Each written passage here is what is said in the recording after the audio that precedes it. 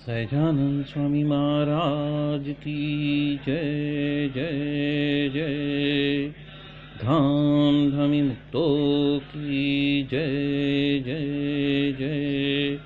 मुक्ताक्षर पुरुषोत्तम की जय जय जय। जे उत्पत्ति तथा स्थिति लय करे वेदो स्तुति उच्चरे। जे नरोम सुचिद्रमाणु समा ब्रह्मांड कोटि परे। माया काल रवि शशि सुरगणो आज्ञान लोपेक्षण। एवाक्षर धाम नाधिपति श्री स्वामी नारायण। महाध्यानाभ्यासं विदतमजस्त्रं भगवत पवित्रे सम्प्राप्तं स्थितिमतिवरे कान्तिकवृषे। सदानन्दं सारं परमहरिवार्ताव्यसनिनं। गुणातीतानन्दं मुनिवरमहं नौमि सततम्। अनेकेभ्यो सद्भ्यो विमलहरिविज्ञान ददतं। भुविर्ब्राह्मी विद्या हरिवचनरूपामुदयतं। हरिध्यानासक्तं शुभगणमनाद्यक्षरमहं। गुणातीतानन्दं सकलगुरुमुदे मुनिवरम्।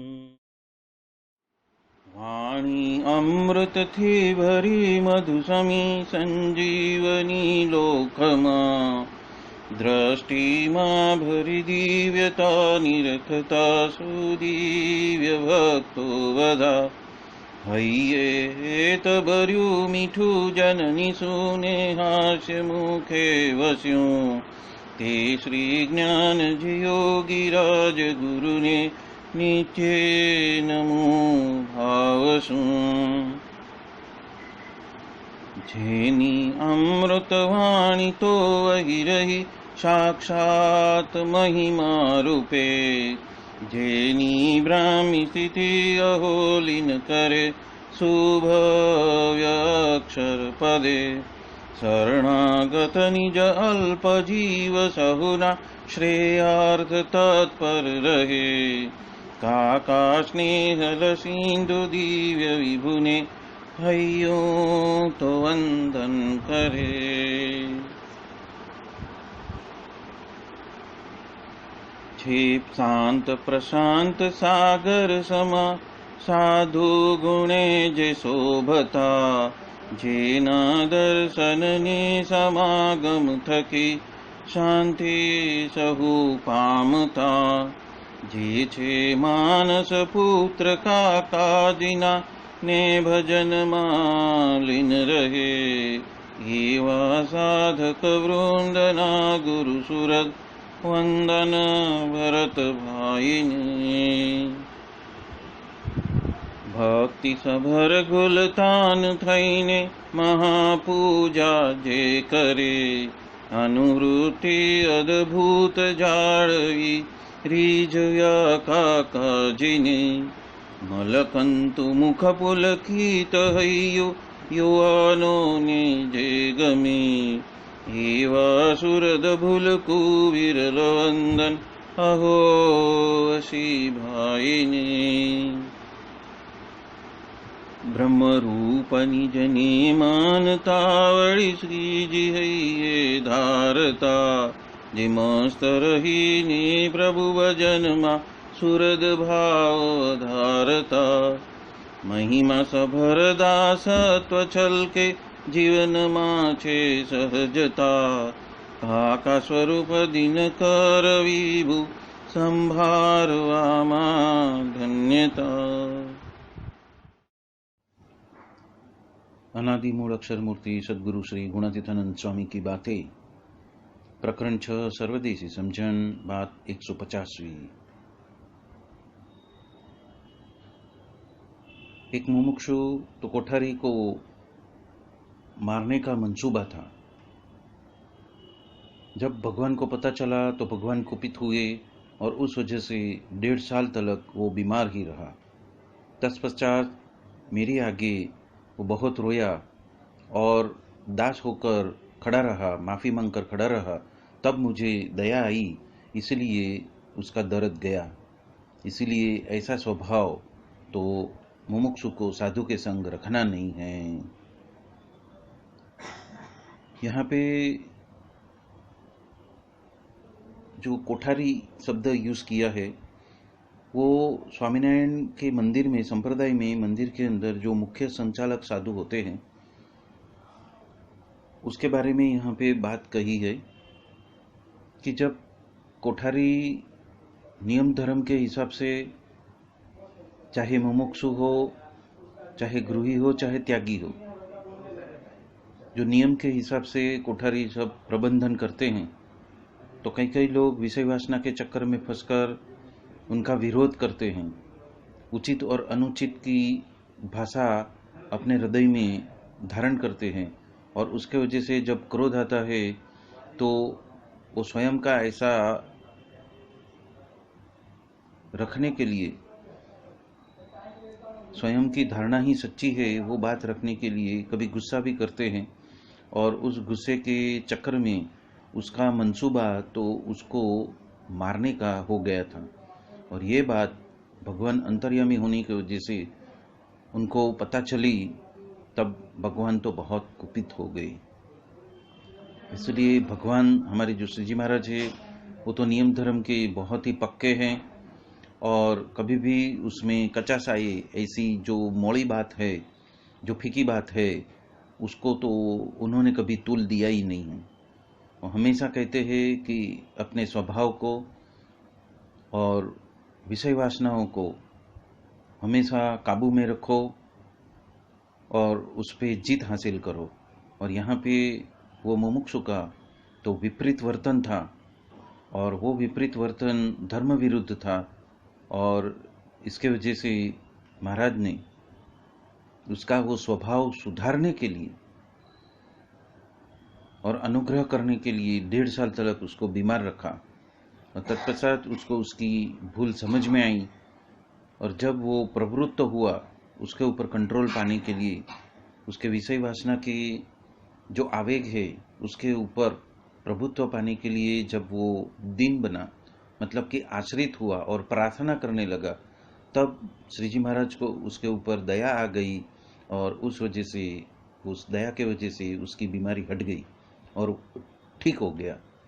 और इसलिए यहाँ पे गुणातीतानंद स्वामी कहते हैं कि ऐसा स्वभाव तो हमें कभी रखना ही नहीं है। मतलब कि विषय वासना के गुलाम होने के लिए हम इस साधु का संग नहीं करते हैं, पर उससे पार हो जाने के लिए, उससे परे हो जाने के लिए ही हम संग करते हैं। तो उनके सामने ऐसा जो व्यवहार है या तो वर्तन है वो तो बिल्कुल ही माफ़ी के लायक नहीं है। वो बात यहाँ पे गुणातीतानंद स्वामी हम सबको बता रहे हैं। यहाँ पे जिस स्वभाव की बात की है वो तो हमारी आदत है, हमारी जो बुरी इच्छाएं हैं या तो धर्म विरुद्ध का वर्तन करने की जो एक हमें कुनेह हो लग गई है। मतलब जन्म जन्मांतर से हमने विषय वासनाओं के गुलाम रहने की वजह से उसमें से बाहर निकलने के लिए प्रयत्न किया नहीं है। और जब जो व्यक्ति, जो मुमुक्षु प्रयत्न करता है उसके लिए वो बात बहुत कठिन पड़ती है और काबू पाने के लिए उसको सालों की साधना और सजगता उसके अंदर बनी रहनी चाहिए। वो जब नहीं होता है और ऐसे प्राकृतिक स्वभाव का जब विस्फोट होता है तो हमें उसके ऊपर हमारा सब संपूर्ण प्रभुत्व जो है झानपना रूप दरवाजे में रहकर ऐसे स्वभाव को, ऐसे आदत को, ऐसे हमारे जो कुटेव है उसको, हमारा जो वर्तन है उसको सुधारने के लिए हमें प्रयत्नशील हमेशा रहना है। चाहे साधु हमें डांटे, हमारा अपमान करे, पर फिर भी हमें तो अपने स्वभाव टालने का हमें तान रखना है और जानपना रूप दरवाजे में रहकर धर्म नियम के जो मार्ग उन्होंने चिन्हित किया है उसके ऊपर ही हमें चलना है और प्रयत्नशील रहना है, कभी भी हार नहीं माननी है और आगे बढ़ते रहना है। वो बात यहाँ पे गुणातीतानंद स्वामी हम सबको बता रहे हैं। यहाँ पे और एक बात स्पष्ट करते हैं कि कभी भी सत्संग में आए हो तो साधु हो, सन्यासी हो, संत हो, मुमुक्षु हो, या तो आज का आया हुआ नया कोई भक्त हो, फिर भी उसके ऊपर कभी अभाव लाना नहीं। तो वो ऐसे जो स्वभाव है कि किसी के ऊपर अभाव आता है और अवगुण ही देखते बैठते हैं, और वो अवगुण अभाव अवगुण ही ये सारे विषय वासना के ट्रैप में, मतलब विषय वासना के चक्कर में पड़ने का वो मूल आधार है, मूल कारण बनता है। और इसलिए ऐसे अभाव अवगुण से दूर रहने की बात भी गुणातीतानंद स्वामी इस बात के माध्यम से हम सबको बता रहे हैं।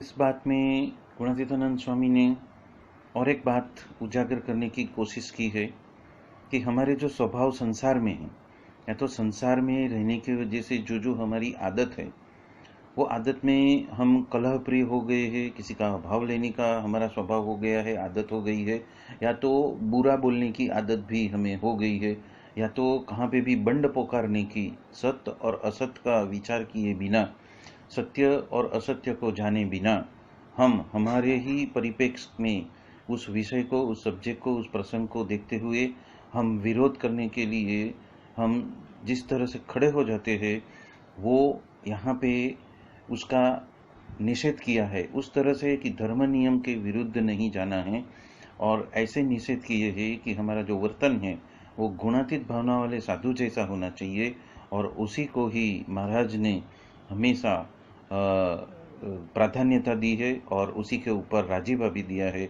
ये बात यहाँ पे गुणातीतानंद स्वामी हम सबको बता रहे हैं। प्रकरण 14 की 39वीं बात में गुणातीतानंद स्वामी बता रहे हैं कि जो बड़े बड़े संत पुरुष है वो तो जब तक हमें डांट के कुछ कहते हैं तब तक ही जानना कि वो हमारे साथ में उनकी हितप्रीत है, और जब बड़े साधु संत उपेक्षा करने लगे तब जानना कि कुछ तो कुराजीपा हुआ है और घड़पन आया ही नहीं है, और फिर भी वो वृद्धावस्था को मान ली, तो उसके वजह से तो प्रभु हम भज नहीं सकने वाले हैं। और साधु के 30 लक्षण बताए, वो जब भी आएंगे मुमुक्षु के अंदर तभी ही मानना कि आपने सत्संग किया है। कितने ज्ञान समझ कर सत्संगी हुए और कितने त्याग का पालन करके करके वो यहाँ से निकल गई, और महाराज ने तो विश्व चैतन्य के मुंह में पेड़ा डाला तो उसने बाहर थूक दिया, ऐसा त्यागी था। पर कुमति जब आई तब वो सत्संग में से गिर गया। इसलिए जीव को जब भी कुमति आती है तब उसका ठिकाना रहता नहीं है। जो मंदिर के या मंडल के हुए नहीं हैं, उसमें गुरु का कुछ दोष है और सत्संग में हम रहेंगे तब एकांतिक हुए बिना तो हमारा छुटकारा वो करने वाले नहीं हैं। और जब हम ब्रह्मरूप होएंगे तभी ही महाराज की सेवा में हम रह सकेंगे। और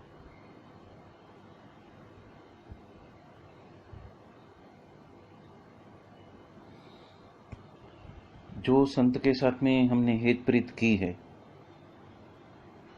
उसी संत के साथ में यदि हम हमारी बुद्धि से ही व्यवहार रखने का चालू करेंगे तो कभी भी उनका जो कुराजीपा है वो हो सकता है। उसकी बात कही है कि जब तक हितप्रीत है तब तक वो हमारा कल्याण के लिए हमारे सामने प्रस्तुत रहते हैं, पर जैसे ही हम नहीं करने का काम,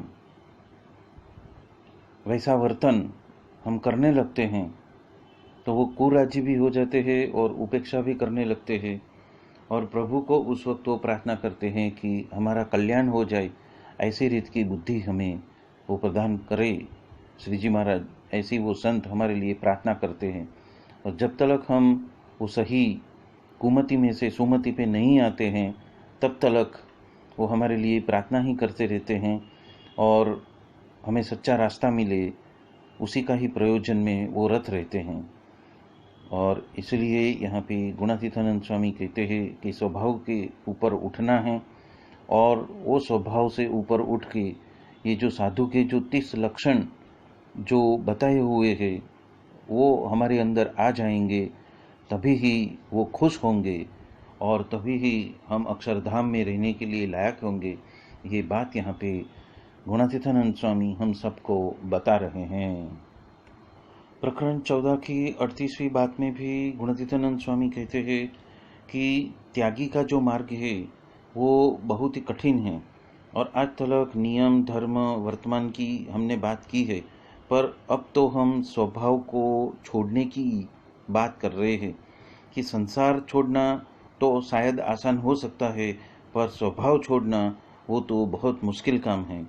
वो मनुष्य रात दिवस को दिन दिन को वो उसको ही उसमें ही रत रहते हैं, पर फिर भी उनको रोटी वगैरह की अन्न जल की तो फिक्र उनकी मिटती नहीं है। और जब त्यागी हुए थे तब तो रोटी की फिक्र तो उनकी टल गई, पर अंदर अंदर माहे माहे आपस आपस में वो बैर उत्पन्न कर लेते हैं। अजानता में भी यदि स्वभाव रह जाता है, पर जानबूझकर जो स्वभाव रखते हैं वो तो कहाँ तक पहुँचेंगे। इसलिए अब तो आखिरी बात जो है तो स्वभाव छोड़ने की बात है, उसी के ऊपर हमें आगे चलना है। क्लेश आएगा तभी उसका मूल का तपास करना, चिंतन मनन करना कि मुझे किस वजह से क्लेश आया है। तत्पश्चात उसका निमित्त जानकर, उस पदार्थ की तुच्छता जानकर क्लेश को छोड़ देना। क्लेश मात्र का सच्चा मूल तो देहाभिमान और पदार्थ है, इसलिए देहाभिमान भी उसका भी त्याग करना। कितने का तो स्वभाव ऐसा होता है जो पदार्थ जमा ही करते रहते हैं और कितने का तो पदार्थ के पास में जाते भी नहीं हैं और याद भी नहीं करते हैं। इसलिए सभी की अलग अलग रुचि होती है, पर ये देह और पदार्थ सत्संग के उपयोग में यदि वो लाता है तो वो शाणस कहा जाता है। बाकी तो ऐसे साधु मिलना बहुत ही कठिन बात है। जीव को जब दोष छोड़ने के लिए कहा जाता है तो उसको जैसे डाम लगाया है ऐसा कठिन लगता है, और डाम तो किसी को मीठे लगते ही नहीं। उसी तरह स्वभाव छोड़ने भी बहुत कठिन पड़ता है। प्रकरण 14 की 40वीं बात में गुणातीतानंद स्वामी कहते हैं कि करोड़ों बार हम विषय को भुगत चुके हैं और करोड़ों रुपया हम घुमा चुके हैं और करोड़ों बार तो निंदा तो हुई है, पर जीव तो ऐसा का ऐसा ही बैठा है। निष्कामपणों, निर्लोभीपणों, निस्वार्थपणों और निर्माणपणों जितना रहेगा उतना ही सुख होने वाला है। और कथा को तो भवमोचनी बताई है। अभी तो इस बातों में आपका मन लगता नहीं है, पर जब मन लगेगा और ये सुनने लायक है ऐसा पता चलेगा तब तो आपको रोना आएगा। जिसको अभ्यास हो चुका है उसको तो कुछ भी कठिन नहीं है, और जिन्होंने अभ्यास नहीं किया है तो वो तो सीधे सीधे जाकर सो जाते हैं और तत्पश्चात वो बैठ भी नहीं सकते। और हम तो यहाँ पे अभ्यास किया है यानी कि आदत डाल दी है, तो रात को 12 बजे भी हम सत्संग करते रहते हैं। सब कुछ किया और परमेश्वर का भक्त न हुआ तब आपने क्या किया। राज भयो कहा काज सरियो, मतलब राज किया पर भगवान को नहीं भजा तो आपने क्या उद्देश्य को सिद्ध किया। ये बात यहाँ पे मानव जीवन का जो मूल उद्देश्य है वो सिद्ध करने के लिए यहाँ पे गुणातीतानंद स्वामी सत्संग में आने की बात करते हैं और उसको कथा को तो भवमोचनी कही है। ये बात यहाँ पे गुणातीतानंद स्वामी हम सबको बता रहे हैं।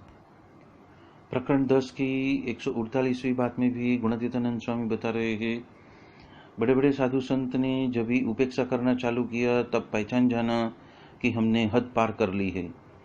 हर रोज हमें डांट कर कहे तब तक तो वो ठीक है, और मारने से भी उपेक्षा जो है वो बहुत ही भुंडी बात है और उसके वजह से जीव का कल्याण नहीं होता है।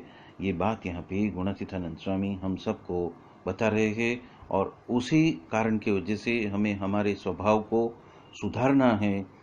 और गुणातीत भावना वाले जो साधु के लिए जो जो जरूरी है, वो सारी बातों का पालन करने के लिए हमें अभ्यास में हमेशा रत रहना है। ये बात यहाँ पे गुणातीतानंद स्वामी हम सबको बता रहे हैं। प्रकरण 10 की 155वीं बात में भी गुणातीतानंद स्वामी कहते हैं कि बड़े बड़े साधु संतों ने तो समागम हमारे पास में मांगा है और वही आज हमें उपलब्ध है, फिर भी मनुष्य भाव रहते हैं, वो तो बहुत बड़ी खोट है। और हम तो जीव के कल्याण के लिए ही ये देह तो धारण करके अक्षरधाम से यहाँ तक आए हुए हैं। नियम के बिना तो त्याग नहीं रहने वाला, और नियम के बिना तो माला भी आप नहीं घुमा सकते। और इसलिए महाराज कहते हैं कि ये साधु और दूसरे ये नियम धर्म, ये दो तो हम अक्षरधाम में से ही लेकर आए हैं। इसलिए इस साधु का समागम कर लेना और नियम धर्म को तो कभी फीका होने ही नहीं देना, ये बात यहाँ पे गुणातीतानंद स्वामी हम सबको बता रहे हैं।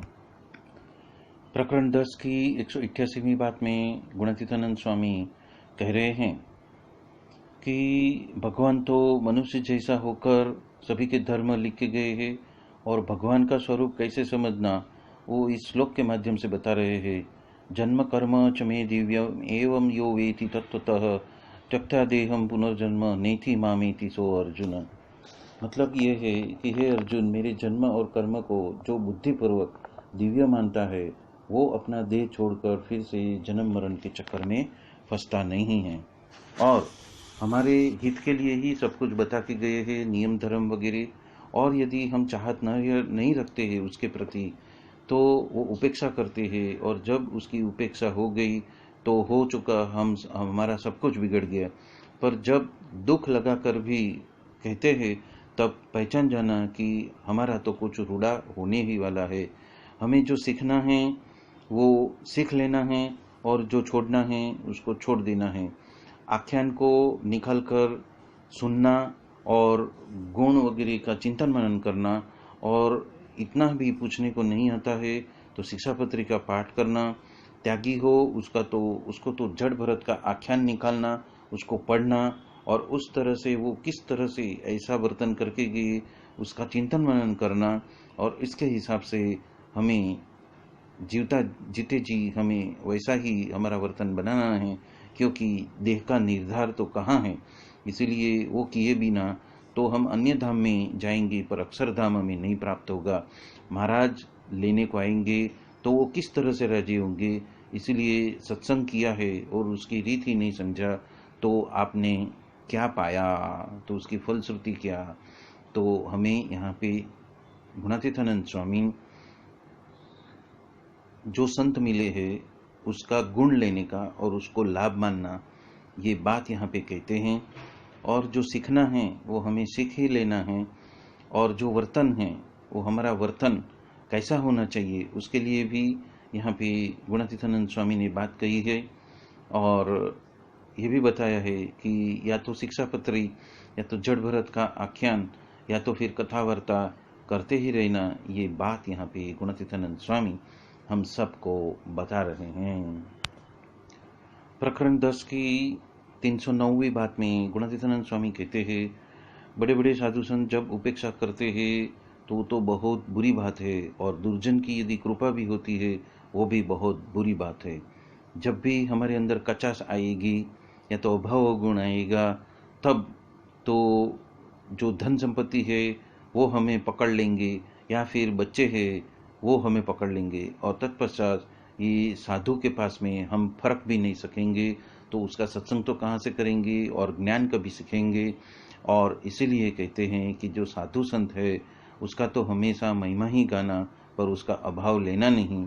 यदि अभाव ले लिया तो वो उपेक्षा कर देंगे, और उसके वजह से तो हमारा कल्याण होने के बजाय हमारा अधपतन ही होएगा। ये बात यहाँ पे गुणातीतानंद स्वामी हम सबको बता रहे हैं। बोलो सहजानंद स्वामी महाराज की जय जय जय। धाम धामी मुक्तो की जय जय जय। सर्वगुणातीत स्वरूपों की जय जय जय। आप सभी को जय स्वामीनारायण।